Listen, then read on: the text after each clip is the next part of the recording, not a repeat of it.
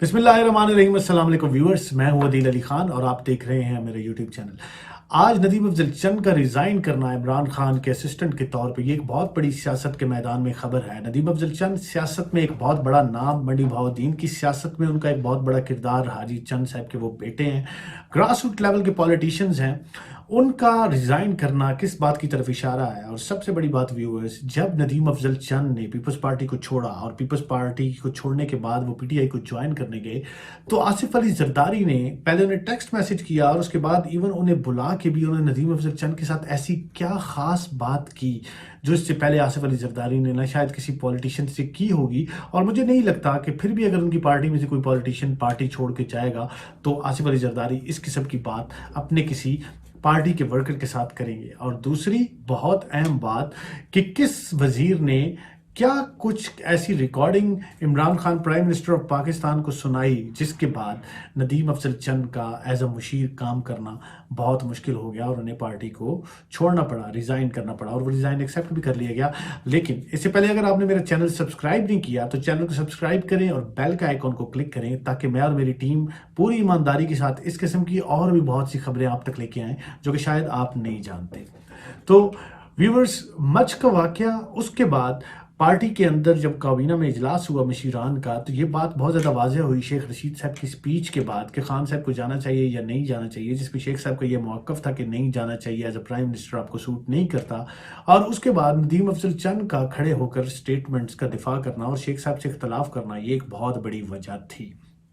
लेकिन नदीम अफजल चंद जो कि हमेशा किसानों के मामले में भी बहुत बोलते हैं और उसके अलावा भी बहुत सी एफर्ट करते हैं, उनका प्रॉब्लम ये था कि असद उमर और शेख रशीद जैसे कुछ पॉलिटिशियन जो कि इलेक्ट होके आए थे, वो शुरू से ही ऐसे लोग जो कि बाद में इमरान खान ने अपॉइंट किए सियासी मजबूरी की वजह से या टेक्नोक्रेटिकल तरीके से जो लोगों को लगाया, उन लोगों की मुखालफत दफ्तन फवक्तन करते रहते थे। क्योंकि असद उमर साहब को अपना शिकवा था जो उन्हें वजारत से ख़जाना से हटाया गया और एक ऐसे बंदे को लगाया जो इलेक्टेड नहीं था। तो उसके बाद नदीम अफजल चंद बाज़ वक़्त जो स्टेटमेंट्स देते थे आटे पे, वीट की प्राइसेस पे, किसानों की सपोर्ट में, बहुत ज़्यादा ऐसी चीज़ें थी जो कि नदीम अफजल चंद ग्रास रूट लेवल के लोगों की बात करते थे। ना वो किसी और चीनी माफिया में, ना आटा माफिया में, ना दवाइयों के स्कैंडल में उनका किसी किस्म का कोई किरदार नहीं था। लेकिन उनकी ख़ास बात ये थी कि वो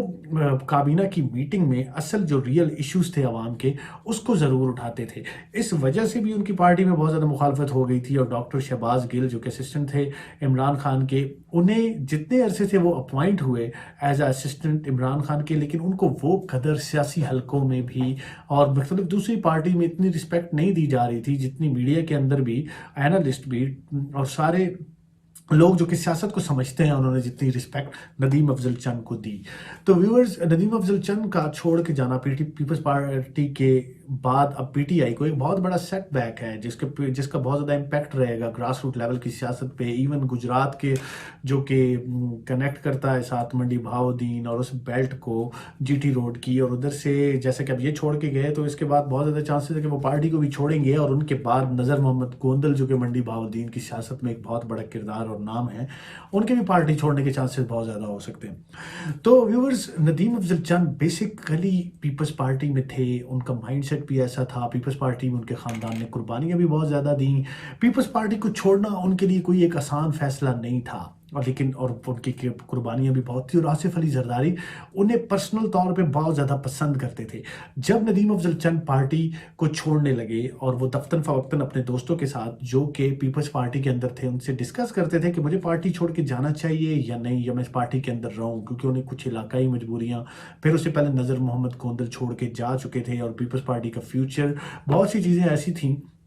लेकिन दिली तौर पे नदीम अफजल चंद पीपल्स पार्टी को छोड़ना नहीं चाहते थे। पहले आसिफ जरदारी ने उन्हें टेक्स्ट किया कि मैं नहीं चाहता नदीम अफजल चंद साहब, मेरे आपके ख़ानदान के साथ बहुत कुर्बत है और आपकी पीपल्स पार्टी के लिए बहुत कुर्बानी है, तो मैं ये नहीं चाहता कि आप पीपल्स पार्टी को छोड़ के जाएं। उसके बाद भी नदीम अफजल चंद जब दफ्तन फ़वक्तन मुख्तलिफ महफ़िलों में बैठ के ये डिस्कस करते रहे कि मेरे हलके की मजबूरी है, आवाम का प्रेशर है, तो मुझे छोड़ के जाना है पार्टी को। तो फिर आखिरकार आसिफ जरदारी ने उन्हें बुलाया अपने पास, और ये जो बात अभी मैं आपको बताने जा रहा हूँ ये बहुत ज़्यादा अहम बात है। आसिफ जरदारी ने जब उनसे डिस्कस किया, उन्हें समझाने की कोशिश की, लेकिन जब उन्हें लगा कि नदीम अफजल चंद किसी भी सूरत में तैयार नहीं है पार्टी में रहने के लिए, और वो फैसला कर चुके हैं कि मैं पीपल्स पार्टी को छोड़ के जाऊंगा, तो आसिफ अली जरदारी ने जो आखिरी बात नदीम अफजल चंद के साथ की थी, ये मैं आपको पूरे ज़राए के साथ और मुकम्मल वसूख के साथ बता रहा हूँ, और ये एक मुस्तनद खबर है कि आसिफ जरदारी ने उन्हें बोला था कि चंद साहब, अगर आप पीपल्स पार्टी को छोड़ के जाएंगे तो हम मुख्तलिफ पार्टीज़ के लोगों को भी लेते रहते हैं, जो हमें लोग छोड़ के जाते हैं उन्हें भी लेते रहते हैं, लेकिन नदीम अफजल चंद, आपके लिए पीपल्स पार्टी के दरवाजे हमेशा के लिए बंद हो जाएंगे, आप दोबारा कभी पीपल्स पार्टी में वापस नहीं आ सकेंगे। तो आज मैं सोच रहा था कि वो नदीम अफजल चंद, जिसकी इतनी ज़्यादा रिस्पेक्ट और इतनी ज़्यादा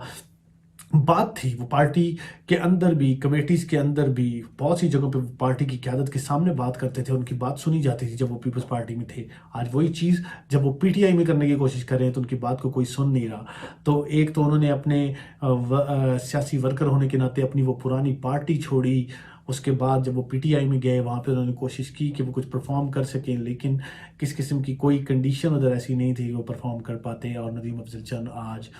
लगता है कि पाकिस्तान पीपल्स पार्टी के बाद पाकिस्तान तहरीक इंसाफ को भी छोड़ चुके हैं। और व्यूअर्स, जो सबसे बड़ी बात थी, खान साहब के अंदर एक बात है कि जो वो सुनते हैं वो बाहर ले आते हैं, उनके कान में खबर जाती है और वो बोल देते हैं। उनको जब इस चीज़ के बारे में बताया गया, ट्वीट के बारे में, तो वो पहले ही इस किस्म का फैसला कर चुके थे कि पार्टी के अंदर क्यों इस तरह की बात की जाए कि जब मेरा फैसला था तो उस पर डिस्कशन नहीं होनी चाहिए। और स्पेशली ट्वीट करना नदीम अफजल चंद का उन्हें बहुत बुरा लगा। लेकिन सबसे बड़ी बात, एक मिनिस्टर जो कि पहले मिनिस्टर रहे हैं उनके एक बहुत बड़ी पोस्ट पे, और फिर उन्हें मिनिस्ट्री से हटाया गया, मैं उनका नाम नहीं देना चाहता, मैं और आप सब जानते हैं, उन्होंने नदीम अफजल चंद की एक निजी महफिल में होने वाली कुछ बातें कि पार्टी परफॉर्म नहीं कर रही, ये कैसे करेगी, इस तरह से काम नहीं चलेगा, ग्रास रूट लेवल पे लोग परेशान है, वर्कर परेशान है, फार्मर परेशान है, वीट की प्राइसेस का बहुत बड़ा स्कैंडल, ये जो रिकॉर्डिंग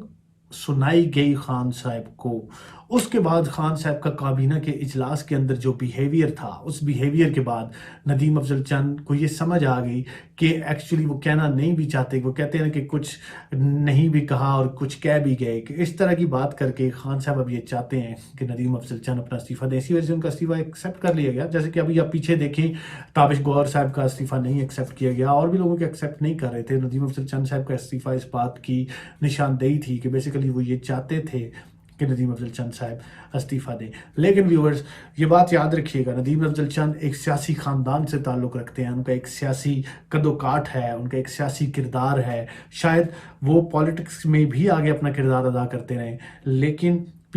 पाकिस्तान तहरीक इंसाफ, जिसको एक पॉलिटिकल पार्टी बहुत से हल्के नहीं मानते, उसके अंदर ये एक पॉलिटिकली बहुत बड़ा लॉस है जो कि आने वाले दिनों में भुगतना पड़ेगा उन्हें। अपना बहुत ज़्यादा ख्याल रखिएगा और इस चैनल को भी सब्सक्राइब कीजिएगा। आने वाले दिनों में इस किस्म की बहुत सी खबरों के साथ आपसे मिलेंगे। पाकिस्तान जिंदाबाद।